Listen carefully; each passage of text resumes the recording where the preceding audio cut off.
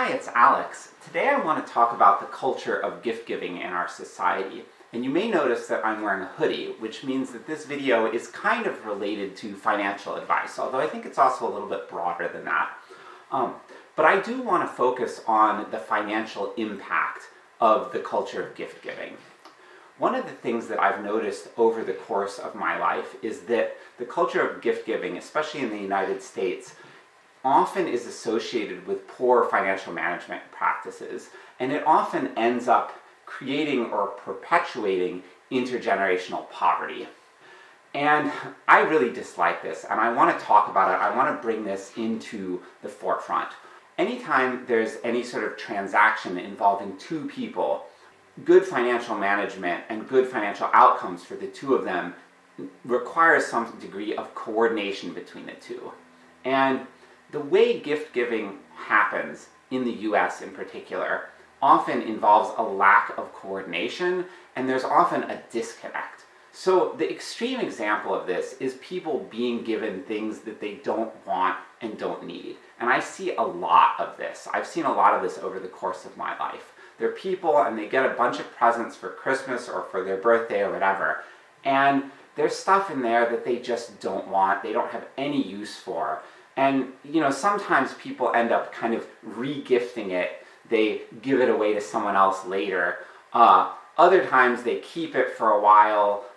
Maybe they try to use it, try to enjoy it, and then they realize, oh, really, I have no use for this thing, and then eventually get rid of it. And sometimes people return it. Sometimes people throw it away, whatever. There's all sorts of outcomes. Some of them are less bad than others. I generally think it's better to return something or give it away than to throw it out, but things get thrown out, and it's sad.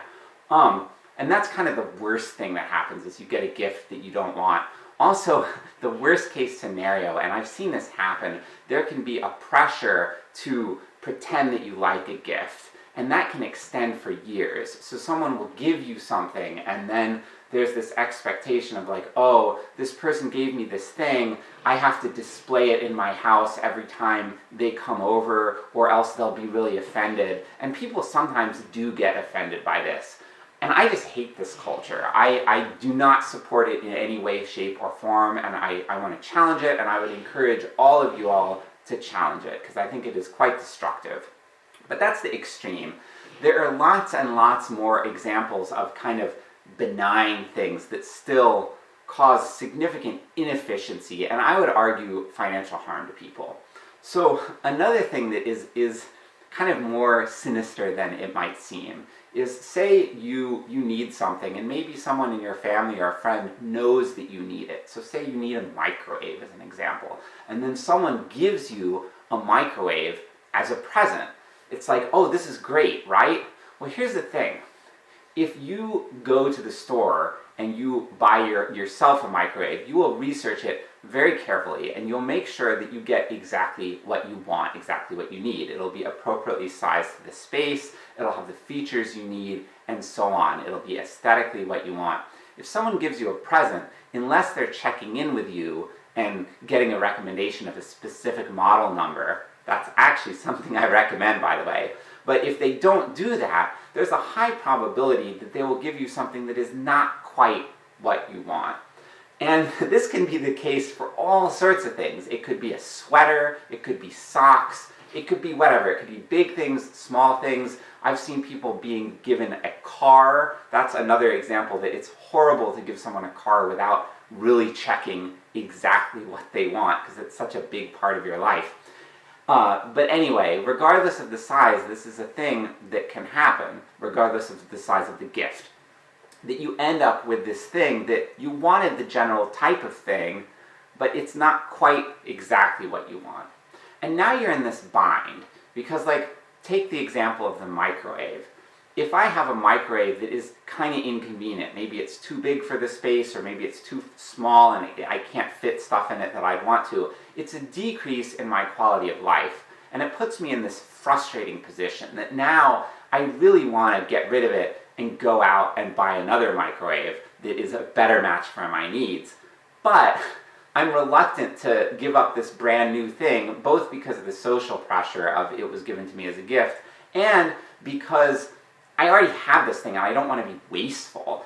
You know, it's just like if I have something that's not broken, even if it's not ideal, I will usually just stick with it, whether it's clothing, appliances, whatever. I like to wear my clothes until they wear out. So if it's good enough to wear, I usually just keep wearing it. But when people do this to you, when they give you gifts that aren't really an exact match to what you want, it can decrease your quality of life and decrease the efficiency of your life. So for this reason, I really recommend asking people exactly what they want. There's no shame in this. You don't need to be like worried about, oh, this is like this weird taboo. I'm like, break that taboo. We can choose to change social norms. And I do this with my family, and they thought it was a little weird at first, but they've gotten used to it. I'm like, hey, we need such and such. So for example, this Christmas we're like, we really need a pressure cooker. And I talked to my wife and we're like, well, what do we want to buy? And we researched and we talked to some of our friends, and one of our friends had this great model, and we're like, we want something like this. And then we found a subtly different one, and we're like, this is perfect. Send the model number to my family, and so that's going to be their present to us this Christmas. And I think in the end, they've realized that we appreciate it, because then we really appreciate the gift we get from them, because it's something we really need, we really want, it's like just suited to our need. And it's more efficient for the two of us. It's more efficient for my parents. They're not spending money on something that we don't need and want, and we are getting exactly what we need. So that's that sort of middle scenario of, okay, it's not exactly the best match, and why that can still be kind of harmful. This is not the only harm, though, that is associated with the culture of gift giving. I want to talk also about the pressure to give gifts, and specifically the pressure to give expensive gifts, because this is one of the most toxic aspects of the culture of gift giving. And I am very grateful that my family is not like this. I come from a family of people who on both sides are quite frugal. They are not materialistic. Really, really lucky. But some of my friends, their families are a little different from that. And actually, the worst example of this that I've seen among people I know was in the workplace. One of my friends worked for this nonprofit employer. I'm not going to name them, but this is an employer. The employees there were not paid very much. But something about the culture of how this place worked. They were almost all women in this office. So they're women working full-time for a pretty low salary. And almost all of them, except my friend, were married to men with really high incomes. So if they're from a sort of high socioeconomic status, and they have lots of disposable money because of their husband's incomes. And that was a really toxic workplace culture for her, because there was this culture of expecting progressively more and more expensive gifts to be given every Christmas. And she felt like she couldn't keep up with that it was a financial strain to give the types of gifts that were expected to be given in the workplace. Now this is a little weird to me. Like, I've been in workplaces before where people like bring in a basket of chocolate or something and you give to people, but it's just like giving an expensive gift to all your coworkers, really alien to me. I am very grateful that I've never been in a workplace like that, and I hope it never happens. But apparently this one workplace was like that, and she felt a lot of pressure, and it created some tension with her and her coworkers when she gave some pushback and resistance to it. And this really bothers me. Like, how can people fail to have that kind of empathy? Like, do they not have the perspective to see, wow, my husband's really rich. This other person, her husband is a grad student. He doesn't really have the money to subsidize her, gift giving like that. Why don't people understand this more? I don't know. But that kind of toxic culture can exist in some workplaces. So how does this relate to intergenerational poverty? This social pressure, whether it's in the workplace or in the family, it can be pretty extreme. So another example, I have another friend who has been in some pretty rough financial circumstances. So the one situation she was in, she had no car, and she just bought a used car, but then the used car ended up having very major trouble with it, and it was unable to be fixed. So she's now holding on to this almost worthless car after being out several $1,000s. So she's not in good financial situation. And when her paycheck comes in, she's like, oh, I'm so glad I'm getting my paycheck because now I can afford getting Christmas presents to my family, for my family. And I'm thinking to myself, like, why are you giving anyone costly presents in this situation? Like, people need to be lifting you up. You're the one in trouble. You're the one that people need to be looking out for you. If any of my friends were having financial trouble, I would not expect them to give me anything. They don't even have to give me time. They don't have to give me consideration. They are in crisis. I want to be there for them. This is not their time to be there for me. Like, if it's something that's easy for them, then that's fine. But my friend was kind of feeling this expectation of like having to spend this money for her family. And she is definitely not the only person I have known in this situation. It's very, very common because of this widespread expectation and social pressure to give gifts and give expensive gifts. And I just really, really want to break this down, because this is the kind of thing that keeps people in poverty. Like, if you are at rock bottom financially, like you're at the point where you might consider something really drastic and ruinous, like taking out a payday loan or putting things on your credit card that you can't pay, you can't pay it off by the end of the month. These are ruinous financial choices that I would never want anyone to make. I want a society where there's just an understanding that anyone in that situation doesn't have any obligation to give any gifts or spend any money on anyone. Like, it's just common sense. I want to be helping those people out. This really troubles me that in our society there are people who will sort of drive themselves under financially because of this expectation for gift giving. And I want to call on each and every one of you to break down this culture, because it's very toxic. So that's the extreme case.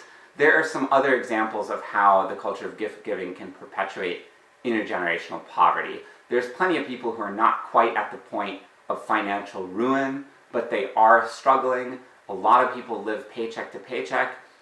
I don't think that's a good way to live. I really want to envision a society where everyone has a healthy financial cushion. And I really think if you don't have that cushion, you have no business buying expensive gifts. Like, I don't want anyone who's living paycheck to paycheck to ever give me a gift that costs them a lot of money. Like, just don't do it. Take that money, pay off your debt, save it in the bank until you've built up a comfortable cushion, and then you can start thinking about spending money on me or whoever else you want to spend on. That's what I want from you as your present.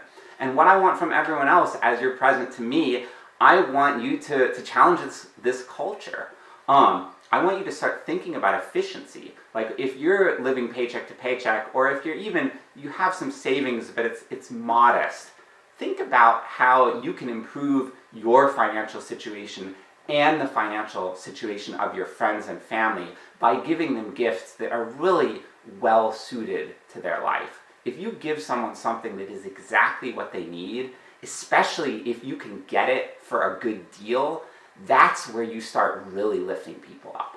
Like, my unique ability to give people gifts, it's at its best when I find deals. So, like, where I live relatively close to my parents, but there's certain things that they can't buy where they live, and I can get them, and some of them I can get cheap, and they're high quality things, and I know they want these things, so that's what I'm going to get them. These are the best types of presents. I'm getting something for a good price, it's good value, it's what someone else wants.